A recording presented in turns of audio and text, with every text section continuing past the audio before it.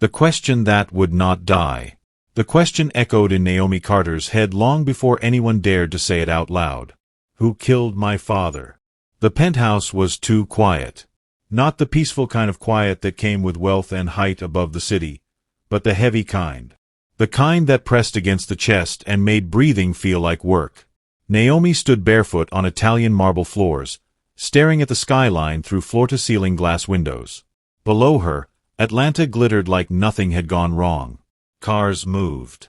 Lights blinked. Life continued. But inside Penthouse 41B, everything had stopped. Her father, Malcolm Carter, was dead. Malcolm Carter wasn't just a man. He was a name that carried weight. Real estate mogul, tech investor, and one of the most respected black businessmen in the South. He lived in luxury, moved with power, and trusted very few people. Yet he had died in his own home. No forced entry. No obvious struggle. No clear answers. Just silence and questions. Naomi tightened her robe around her body as flashing blue and red lights reflected off the glass walls. Police officers moved quietly behind her, their voices low, careful, as if speaking too loudly might wake the dead. Her mother sat on the cream leather couch, spine straight, hands folded in her lap. Veronica Carter looked untouched. No tears. No shaking. No breakdown. She stared ahead like a woman attending a business meeting, not like a wife who had just lost her husband of 32 years. Naomi noticed that first. Then there was her sister. Danielle Carter, younger by 4 years, paced the room non-stop. Her heels clicked sharply against the marble, back and forth, back and forth. Her phone never left her hand. She wasn't crying either, but her breathing was uneven, rushed. And then her brother. Philip Carter leaned against the wall near the bar, arms crossed tightly across his chest. His jaw was clenched, eyes dark and distant. Philip had always been the calm one, the problem solver, the son Malcolm trusted with numbers and negotiations. Tonight, he looked angry. Too angry. The housemaid, Lena, stood near the kitchen entrance, hands trembling as she wiped the same already clean spot on the counter again and again. She had worked for the family for 12 years. She knew every habit, every routine, every secret corner of the house. She had also been the last person to see Malcolm alive.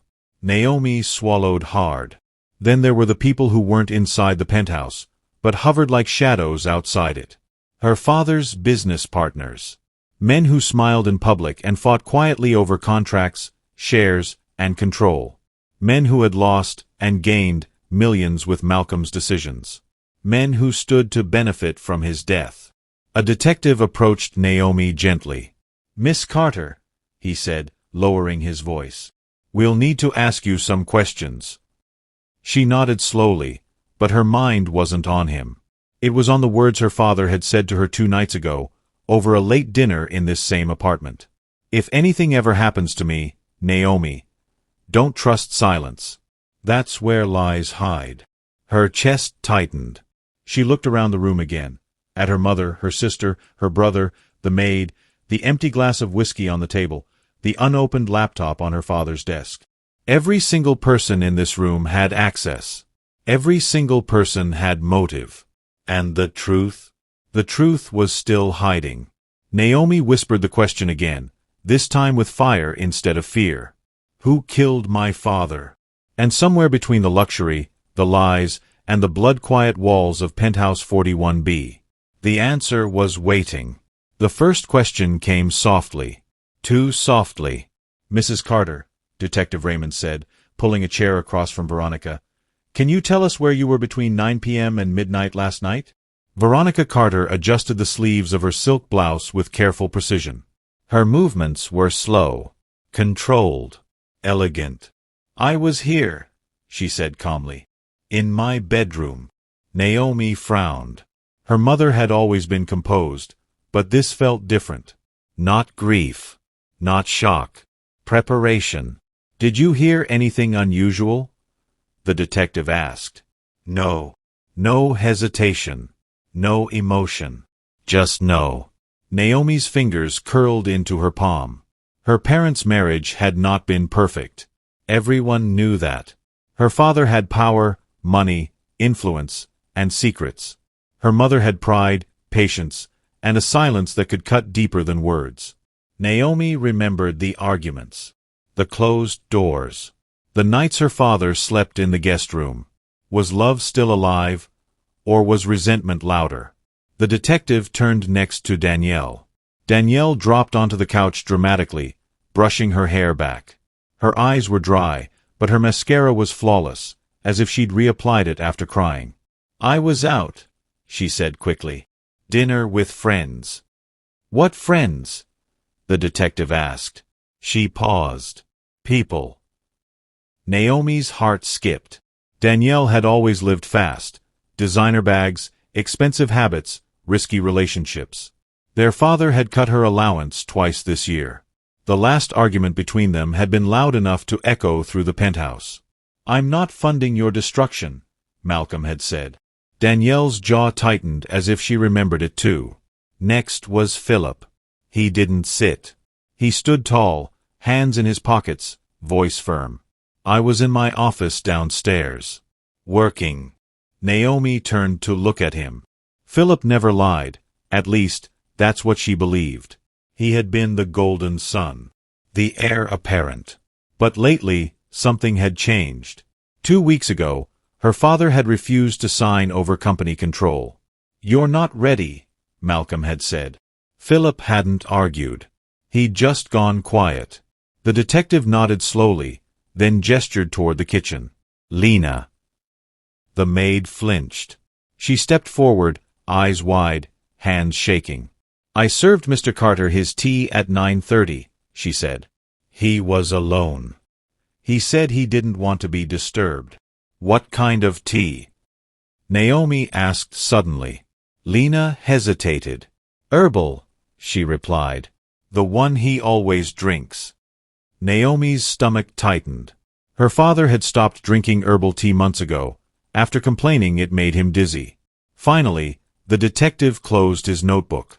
"We'll also be speaking with Mr. Carter's business partners," he said. "Several recent disputes came up in our preliminary review." Naomi felt a chill crawl up her spine. She knew those men. She knew the smiles that hid threats. She knew how much money was at stake. As the police began to move around again, Naomi drifted toward her father's study. The room still smelled like him: leather, whiskey, and something sharp. On his desk, his laptop was open. Unlocked. That wasn't like him. She touched the mouse. The screen lit up. An email draft stared back at her. Subject: "If anything happens to me." Naomi's breath caught. Footsteps sounded behind her. Someone else was coming. And whoever it was didn't want Naomi reading that message. Naomi's fingers froze on the mouse. The email subject glowed on the screen like a warning flare. "If anything happens to me." Her heart pounded so hard she could hear it in her ears. She glanced toward the doorway, empty for now, then leaned closer to the laptop. The email wasn't finished. It looked rushed, like her father had been interrupted. "Naomi, if you are reading this, then I didn't get the chance to say what I needed to say out loud. Someone close to me is not who they pretend to be. I have made a mistake trusting." The words stopped there. No signature. No explanation. Just a blinking cursor, frozen in time. Naomi felt cold all over. Someone close. That could mean anyone. Her mother. Her siblings. The maid. Even the people who shook her father's hand every day and called him brother. She heard a soft sound behind her. A breath. Naomi spun around. Philip stood in the doorway. "What are you doing?" he asked calmly. Too calmly. She quickly shut the laptop, her hand trembling. I was just looking for Dad's phone." Philip stepped inside the study, closing the door behind him. Click. The sound was quiet, but it rang loudly in Naomi's head. "You shouldn't touch his things," Philip said. "The police need everything exactly the way it is." Naomi searched his face. He looked tired, angry, guarded. "Did you know Dad was scared?" she asked suddenly. Philip stiffened. What do you mean? He wrote an email, Naomi said carefully. He said someone close to him wasn't who they pretended to be. A flicker crossed Philip's eyes. Gone in a second, but Naomi saw it. That doesn't mean anything, he said. Dad was paranoid near the end. Stress does that. Paranoid? That didn't sound like her father. Before Naomi could respond, Danielle's voice echoed from the hallway. Philip, Naomi, the detectives are asking for everyone again. Philip opened the door. As he walked past Naomi, he paused. Be careful what you think you know, he whispered. Then he left. Naomi stood alone in the study, her pulse racing. Something was wrong. Very wrong. Later that night, after the police finally left and the penthouse sank into uneasy silence, Naomi lay awake in her bedroom. She couldn't sleep. Her phone buzzed softly. A text message. Unknown number. Stop digging. Your father paid the price. Don't be next. Naomi sat up sharply, fear flooding her chest. This wasn't just about family anymore. This was bigger, darker, deadlier. She stared at the message, then whispered into the darkness. I'm not afraid. But deep down, she knew the truth. The killer was watching, and they were close enough to breathe the same air. Morning came, but it brought no peace. Sunlight poured through the glass walls of the penthouse, lighting up everything Malcolm Carter had worked for. Art pieces worth more than most homes, custom furniture flown in from Italy, quiet proof of power and success. Yet the family breakfast table felt like a courtroom. Naomi sat quietly, her coffee untouched. Across from her, Veronica Carter stirred her tea with slow, measured movements. She wore black, perfectly tailored, not a crease out of place. Even in mourning, her mother looked untouchable. Danielle arrived last, sunglasses still on despite being indoors. She dropped into her chair with a sigh. Can we not do this today? She muttered. Philip folded his newspaper and set it aside. Do what? Pretend Dad didn't die. Danielle snapped her head toward him. Watch your mouth. Naomi watched them carefully. The tension wasn't new, but it was sharper now. Edges exposed. Everyone was holding something back. Veronica finally spoke. The lawyers will be here this afternoon. That got everyone's attention. For the will? Naomi asked. Yes, Veronica replied. Your father updated it recently. Naomi's stomach tightened. Recently. Philip leaned forward. Updated how? Veronica met his eyes calmly. We'll all find out together. Danielle laughed bitterly. Wow. Even now, he's still controlling things from the grave. Enough, Veronica said sharply. The room went quiet. Naomi stood. I'm going to check on Lena. She needed air, distance, answers. In the kitchen, Lena nearly dropped a plate when Naomi entered. Oh, Miss Naomi, I'm sorry, she said nervously.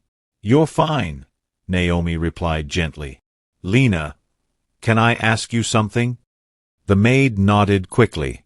Did my father say anything unusual last night? Naomi asked. Anything about being afraid? Lena hesitated. He asked me who I trusted in this house, she said softly. I thought it was a strange question. Naomi's chest tightened. And what did you say? I said, I trusted you, Lena whispered. Before Naomi could respond, raised voices echoed from the dining area. She hurried back. Danielle was standing now, face flushed. You always thought you deserved everything, Philip. And you thought whining would replace responsibility, Philip shot back. Naomi stepped between them. Stop. This is exactly what whoever did this wants. The word whoever hung in the air. Veronica rose slowly. Be very careful with accusations, she said. This family has enough damage already. Naomi looked at her mother. For the first time, she noticed it. A faint tremor in Veronica's hand. Fear or guilt? Naomi suddenly understood something terrifying. The killer wasn't an outsider. The killer was already inside the family. And with the will about to be read, someone was about to lose everything. The lawyer arrived precisely at noon. Tall, gray-haired, and dressed in a navy suit that screamed discretion, Mr. Harold Simmons had worked with Malcolm Carter for over 20 years. If anyone knew Malcolm's mind, it was him. They gathered in the living room, the same room where police tape had stood the night before. The air felt heavy. "This won't take long," Simmons said, adjusting his glasses. "Your father was very specific." Naomi's pulse raced. Veronica sat straight-backed, hands clasped. Philip leaned forward, tense. Danielle crossed her arms, lips pressed tight. Lena stood by the doorway, silent and invisible, as always. Simmons opened the folder. Malcolm Carter's estate is valued at approximately $180 million. Danielle gasped softly. Philip didn't blink. Naomi swallowed. "However," Simmons continued, "the distribution may surprise you." Naomi's heart sank. "To my wife, Veronica Carter," Simmons read, "I leave the primary residence and $20 million. Danielle's eyes widened. "That's it." Philip frowned. Simmons continued, "To my son, Philip Carter, I leave my shares in Carter Developments, held in trust until further notice." Philip shot to his feet. "Held in trust? For what reason?" Simmons raised a hand. "Your father instructed that the board would review leadership suitability." Philip's face darkened. "To my daughter, Danielle Carter," Simmons read, "I leave $1 million. Danielle laughed sharply. "One? Are you joking?" Simmons didn't look up. "To my daughter, Naomi Carter." The room went silent. "I leave controlling interest of Carter Developments, the remaining liquid assets, and full authority to investigate any financial irregularities tied to my death." Philip's chair scraped loudly as he stepped back. "What?" he barked. Danielle stared at Naomi like she was seeing her for the first time. Veronica's breath hitched, just once. Simmons closed the folder. "Your father believed the truth would reveal itself once money was no longer evenly distributed." Naomi's hands trembled. This wasn't just an inheritance. This was a message. Philip turned to her, eyes blazing. "You think Dad believed I did this?" Naomi met his gaze steadily. "I think he believed someone would try to hide the truth." Danielle stood abruptly. "This is insane. You can't let her run everything." Simmons gathered his papers. "The instructions are legally binding." As he left, silence crashed down. Then Veronica spoke. "This family needs unity," she said quietly. Naomi looked at her mother. Unity or silence? That night, Naomi returned to her father's study. She reopened the laptop. A new file had appeared. Bank transfers. Hidden accounts. A name she didn't expect. Her mother's. Naomi's breath caught. The lie wasn't outside the family. It had been living right in front of her. The story continues with unexpected twists. What happens next will leave you speechless. This episode uncovers secrets no one saw coming. Watch till the end. You'll be shocked. Don't forget to subscribe, like, comment, share, and turn on your notification bell. This is the beginning of this story. Sit back, relax as we bring you the next episode.